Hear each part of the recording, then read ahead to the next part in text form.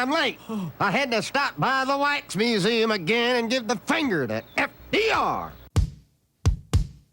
We know Al-Qaeda, Zawahiri, is supporting the opposition in Syria. Are we supporting Al-Qaeda in Syria? Well, it's a proud day for America. And by God, we've kicked Vietnam syndrome once and for all. Thank you very, very much. I say it again, you've been had. You've been took. You've been hoodwinked. These witnesses are trying to simply deny things that just about everybody else accepts as fact.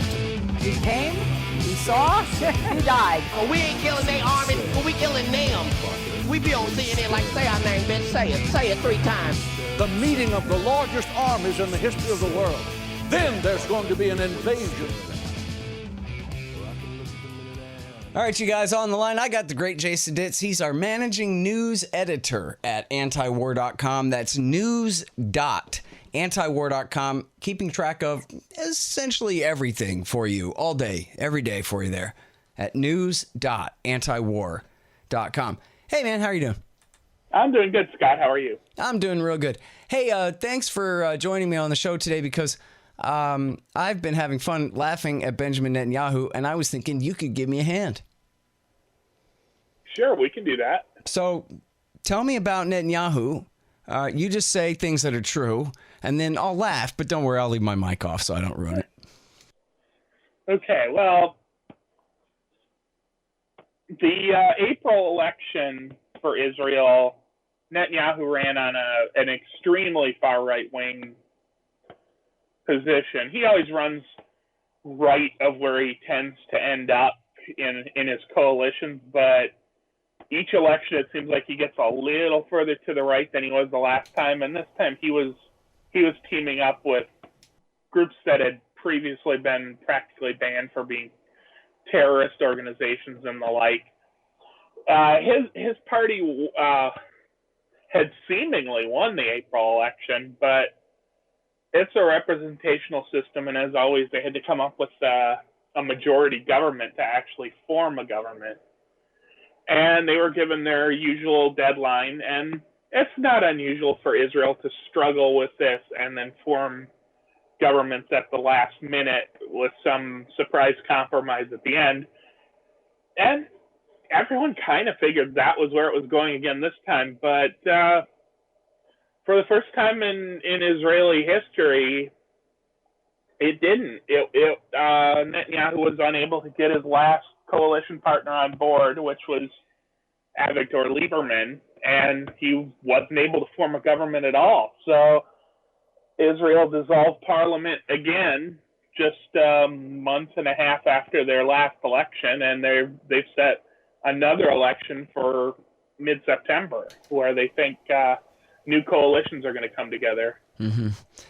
Now, is it true what I read that, in fact, Netanyahu was afraid that the blue and white coalition or somebody else could try to form a government, and so he very hastily disbanded parliament before they'd have a chance, or the Knesset, before they would have a chance? Yeah, there was some talk of that. I'm not sure how realistic it was that anybody had a chance of getting to 61 seats in the last election, but yeah, when Netanyahu finally gave up on the idea that he was going to be able to form a government by his deadline, which was about an hour and a half before the deadline was reached, he very quickly scrambled and started getting the votes together to dissolve parliament so that there wouldn't be any chance for the president to appoint somebody else to give it a try. Right. And then, but it's going to last till September, so the Knesset just won't meet through the whole summer. Is that it? Right. They're back in campaign season effectively. There's the Knesset is dissolved. Once again, Netanyahu's kind of a caretaker prime minister pending an election. Mm-hmm. But he's also a caretaker prime minister that's running for election. So that's going to kind of limit his ability to do a lot of things, including getting his legal immunity that he's been trying to push through in Israel so that he can't get charged for some of his fairly substantial crimes that he's accused of, and also things like Trump's peace plan, which is supposed to be unveiled in late June. Mm-hmm. Yeah, I had read that too, that, well, so they won't be able to do that. They'll have to put that off till September, but now you're getting into the American election season, and so now, it was Phil Weiss's piece said, he quoted 3 or 4 different analysts just, reading the tea leaves and saying the deal's dead. I mean, it was never going anywhere anyway, but at least they were going to try to make the Palestinians look bad for rejecting it or something. Now they're not even going to get a chance to do that, I guess. Right. That was kind of always the plan, because U.S. officials were being pretty public about the fact that the peace deal was deliberately unfair, biased in favor of Israel. Some U.S. officials are arguing that this is because God wills it to be so. It was something that Netanyahu could express token support for, knowing that the Palestinians would never go along with it, whatever it is. And then he can say, see, it's not us that are unwilling to make peace, it's the Palestinians. But because the election's on, he may not even be able to do that. I mean, he's going to be facing people running to the right of him and running to the left of him, and whatever he says on the Trump peace proposal, he's going to get attacked politically for it. So for him, it's probably ideal for the U.S. not to make a proposal during election season. And if they do, he's probably going to have to kind of dance around what his position is on it. Hey, you guys, check out this cool new book. It's called Kesslin Runs. It's by our friend Charles Featherstone. I think you'll really like it. It's a dystopia from the very near future. And I won't tell you too much about it and spoil your fun, but I know you'll like it. Kesslin Runs. It's such a long way to go for such a lousy PR stunt. I mean, I guess as long as we're paying for it all, what do they care, right? But, I don't know. I wonder... All right. That's really been Israel's peace process strategy for about a decade now, is that we're never going to make a deal. We're just going to try to make it the Palestinians' fault that the deal wasn't made. Yeah. Certainly since at least 2000 in Camp David 2 there. That's the narrative, you know. I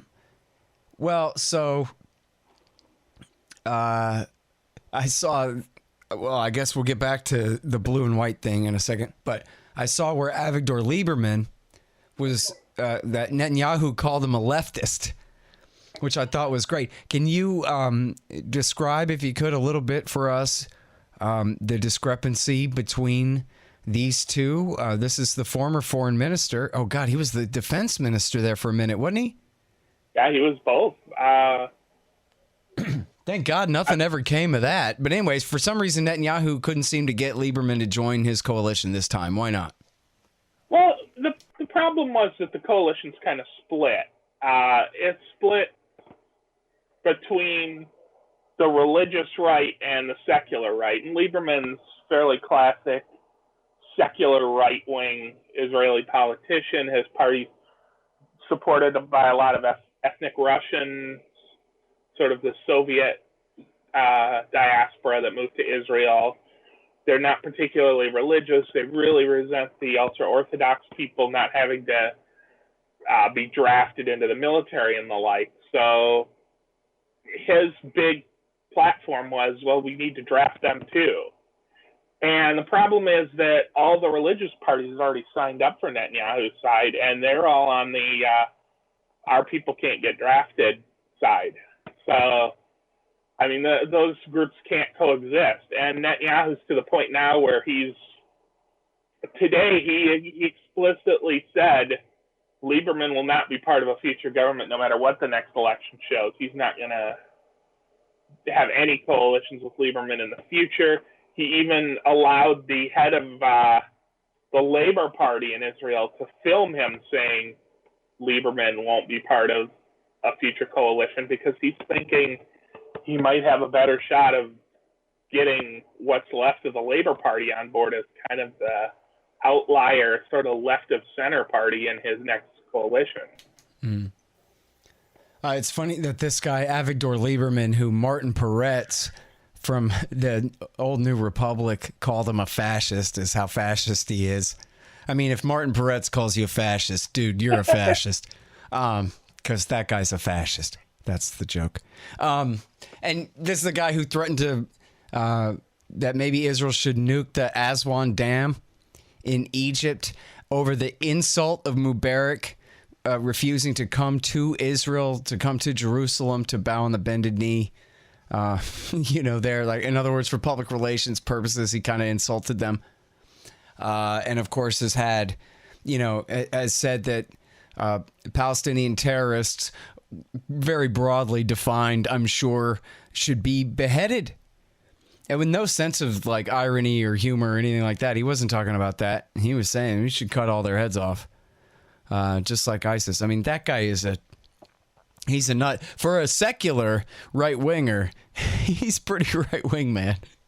And then for Netanyahu to call him a leftist because he's not a religious guy, I guess that makes sense in a way, but I don't know if anybody around is buying that. Yeah, he just needs justification for not letting him into the coalition or not even inviting him into the coalition when the next election comes along. Yeah. It just seems like everyone would scoff and laugh at that.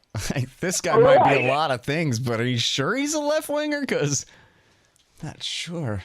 Right, and I was saying that when the election was finished and everyone was kind of anointing Netanyahu as the winner in that last vote, that, they have these groups kind of loosely listed as, oh, this is the left-wing parties and this is how many seats they got, this is the right-wing and how many seats they got.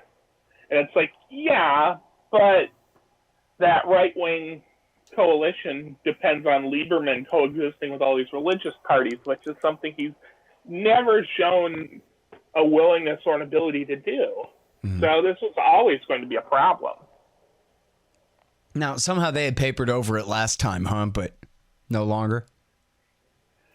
Right. They've had times where they sort of limited how much the religious parties had outside of, they all have their own key interests within the Israeli government. If you give the religious parties, leave them in charge of the chief rabbinate and give them some interior type positions where they can throw a bunch of money at their own communities, they're usually happy enough to go along with a left or right-wing government.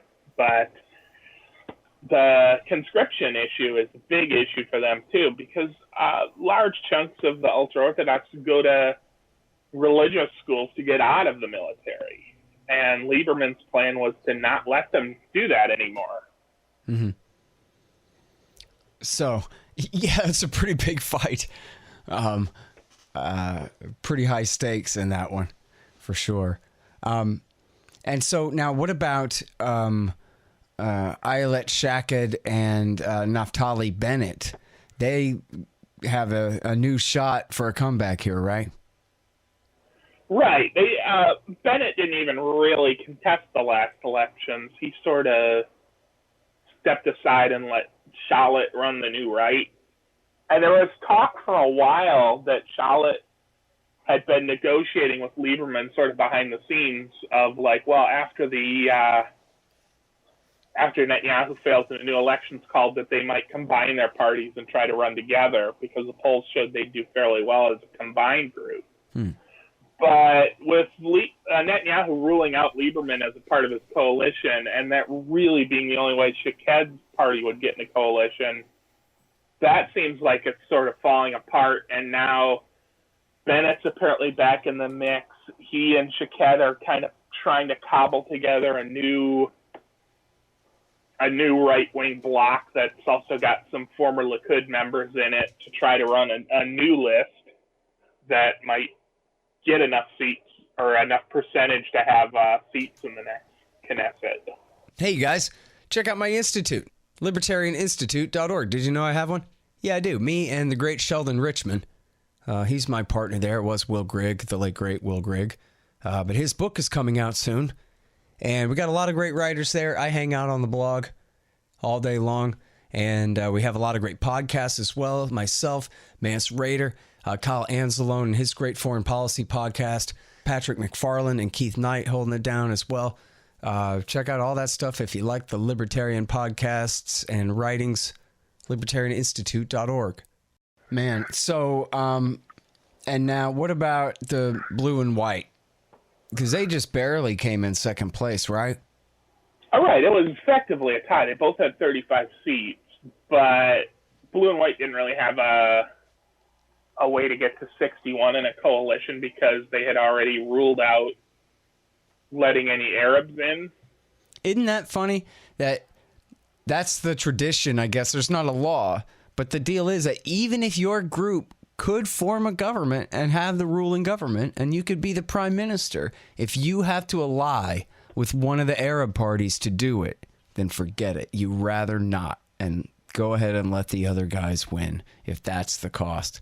That's just crazy, man. It is, and I mean that was something that because of course again you have that when they show the results, they show the list of left-wing parties, and they show the list of right-wing parties, and they show the Arab parties on the left-wing side, but you kind of have to discount them because the bigger left-of-center parties are never going to allow them into a coalition just because of how it would look publicly. And blue and white had to sort of disavow the Arab parties before the election, specifically because they thought it would cost them votes. Some of Netanyahu's allies were kind of insinuating, if blue and white wins, they're going to let some Arabs into the coalition.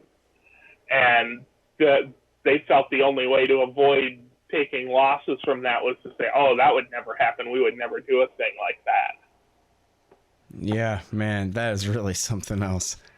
I mean, and we're not talking about, obviously, we're not talking about Palestinians in the occupied territories. We're talking about Israeli citizens, the Palestinian Christian and Muslim citizens of Israel. Right. I mean, the Palestinians in the occupied territories can't run for election, and they can't have vote. No political representation whatsoever. Yeah, I mean, that is really just something. If you take the comparison, where if you just had an American political party say that no matter what, we promise not to let the blacks in, even if it would be enough for us to win the election, to win the Senate, to win the presidency, whatever. That's our tradition. We make sure to keep them disenfranchised as possible, as long as possible. In fact, that has been the tradition in America in a lot of places.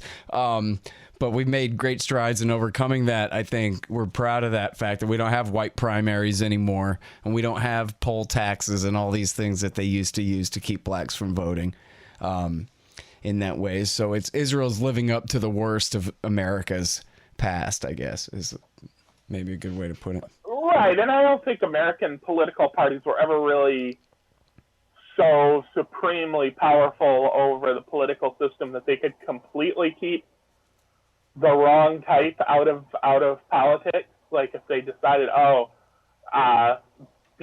the Republicans are not going to let any blacks run this time or something like that, I don't think the party leadership could even get that done if they wanted to. Yeah, certainly now they couldn't. Right, and it would be an absurd thing to suggest, but even in like the worst days of Jim Crow, it would have been a very difficult thing to pull off completely nationwide. Yeah. Yeah, and that was why they always had to resort to tricks like the white primaries and those kinds of things to try to get away with, hemming around the edges as best they could, that kind of thing. But yeah, so that's the same thing that is, just daily business. That's how we do it. That's how they talk about it in Israel all the time. If you read the thing, where I got that from, where I says the tradition was a quote from the article, an article I was reading about this, where they talked about, they just kind of dismissed it out of hand. They go, well, of course, if they would just ally with the Arab groups, then they'd have the numbers and they could win. But the tradition in Israel is that, no, you never ally with the Arab groups. They have to basically be part of the minority I don't know if people even let them join in minority coalitions, but that any other party would rather lose than to ally with them to get the majority in the parliament. That is really something else. Right, and there have been some rare cases over the years where an Arab politician was running with a nominally Zionist political party and ended up getting into a coalition government that way. You would every once in a while see talk of, we're going to have an Arab be the deputy such and such of some ministry, and it'll be the first time ever. But for the specifically Arab parties, which is overwhelmingly where the Arab vote goes, that it's unheard of for them to be considered. In fact, it's not only a tradition not to let them into the coalition government, it's a tradition to try to ban all their parties right before the election, too. And the Israeli High Court almost always throws those efforts out, but it happens every time. Man. And then, as you mentioned before, Netanyahu gets really right-wing before these elections, too, so he'll outright scaremonger and go, oh, no, all the blacks. I mean, the Arabs, they're voting in droves. Right. Again, if an American politician said that about a minority group, can you imagine? I don't know. In this day and age, it might get him some votes. And that's a good point, too, because during the April election, which ultimately didn't matter anyway, the early reports were that Arabs were voting in droves, and Netanyahu sent members of his campaign out to install surveillance cameras inside polling booths in Arab neighborhoods. And then the number of Arabs voting plummeted later in the day because they were scared to vote with surveillance cameras on them. And Netanyahu took credit for it. It was like, yeah, it was my idea that we do this. And it's like, it wasn't necessarily legal, but it also wasn't strictly illegal either. So I like that whole high five thing at the end, taking credit for it. Yeah. Hey, did you see how me and Jimmy, we suppressed the vote real good? All right. These guys. All right, now Gantz. So he's still a parliamentarian. He's got this blue and white thing, but I guess I lost the plot there on the future of that blue and white coalition. Are they going to be Likud's biggest competition in the upcoming election as well, you think? It certainly looks like it. And there was some question early on whether they would even stay together as a coalition, Gantz and Lapid. But so far it looks like they're staying together. It looks like they're going to continue to run as a single list. Likud has actually added the Kalanu party to their list now to try to bulk up their number of seats. And early polling, which of course September 17th is the vote, so this is still a long time out, shows them still pretty well neck and neck, like one seat here or there, depending on who took the poll. Yeah. What do you think about the statements that this is a real kind of blow to Netanyahu's reputation and all of this kind of thing, that maybe he might not even last? Maybe the Likud guys will shuffle him out of the leadership position before the election even happens? Well, it's certainly possible. And I think a lot of the Likud, the younger Likud people, were seeing Netanyahu increasingly as kind of an embarrassment. I mean, a lot of his early effort to put together a coalition was on its face designed to get him legal immunity so that he wouldn't go to jail. And it's like, well, you can't send the sitting prime minister to jail, so I better hurry up and get a coalition together so I'm still prime minister so they can't send me to jail, is seemingly his top priority. And a lot of the younger people in Likud are just seeing this as a very cynical thing for him to do. They see him as not having any future, and ultimately that Likud is going to struggle to be a meaningful political force in the way it historically has been once Netanyahu's out of the picture. Yeah, well, I sure hope that sentiment sticks. I'm sick and tired of this guy myself, and I think one of his great selling points is I'm such good pals with Donald Trump and Vladimir Putin and all these people. I'm an important man of the world. I'm Woodrow Wilson on the global stage and all of this kind of stuff, whereas, well, frankly, his competition, they don't have that kind of stature. They kind of have to start over from a little bit lower down on the scale. At the same time, though, I think probably everybody who knows Netanyahu hates him, and that could be spun the other way. You know what I mean? That, yeah, sure, Trump and Putin have tolerated Netanyahu so far, but how long do we expect that to last? You know, I don't know. Well, and Trump loves Netanyahu and was, in the last couple days before the deadline to form a government came up, Trump was issuing statements saying he sure hopes Netanyahu gets in again, which is kind of, I mean, for the U.S. to meddle in another country's election like that is very, very common, but to do it in Israel is extremely unusual. Historically, the U.S. lets Israel elect whoever they want, and historically, really hasn't mattered who Israel's prime minister was. The U.S. is going to be close with them. But Netanyahu's behavior over his last few terms in office, maybe that's not so much the case anymore. He's kind of built himself up as he's the friend of the Republicans, not so much the Democrats. He didn't like Obama. The Democrats kind of aren't thrilled with him nowadays, to the point where, you know, he insinuates and Trump insinuates that the Democrats maybe aren't sufficiently pro-Israel anymore.